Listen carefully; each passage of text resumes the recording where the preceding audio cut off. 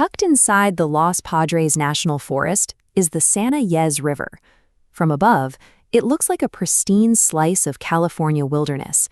Thousands of visitors come here every year to hike, camp, and fish along the banks of Lake Cachuma.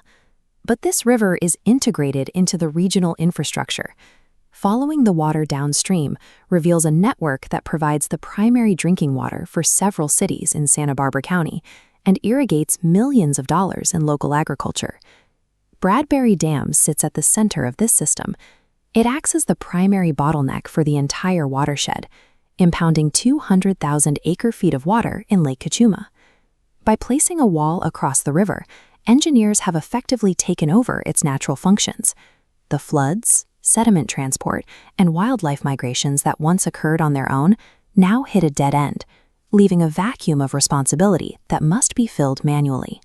Operating the dam involves synchronizing the unpredictable mountain environment upstream with the delicate ecosystem maintained downstream. The first major threat comes from the surrounding mountains.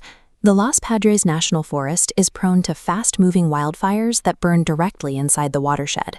In 2007, the Zaca fire scorched 240,000 acres of this terrain. Half of that burn area fed directly into the river system. When winter storms followed, rain hit a landscape with no vegetation to hold the soil. Massive volumes of ash, sediment, and debris washed down the slopes and into the Lake Cachuma and Gibraltar reservoirs. This influx of ash forces water treatment plants to deploy more sensitive monitoring equipment and modify their chemical filtration protocols to maintain safe drinking water for the city. There is an even greater physical threat to the structure itself. An extreme influx of water could exceed the spillway's capacity, overtopping the 280-foot embankment and causing it to fail. This chart shows annual peak river discharges based on human measurements.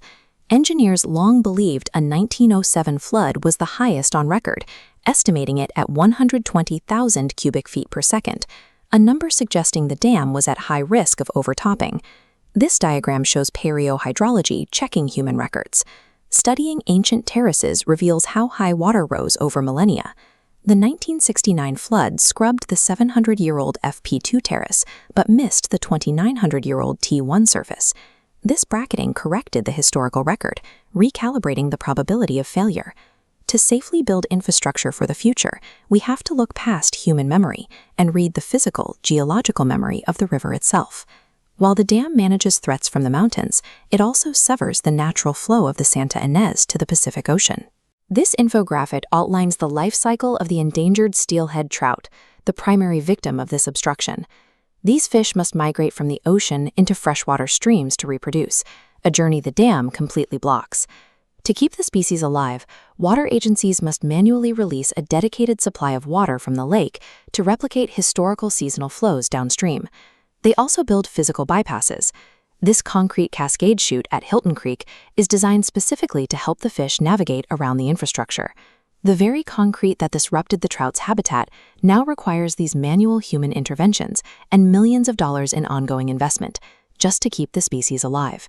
Bradbury Dam is the central node of the Santa Ynez, sitting between upstream geological chaos and downstream ecological fragility.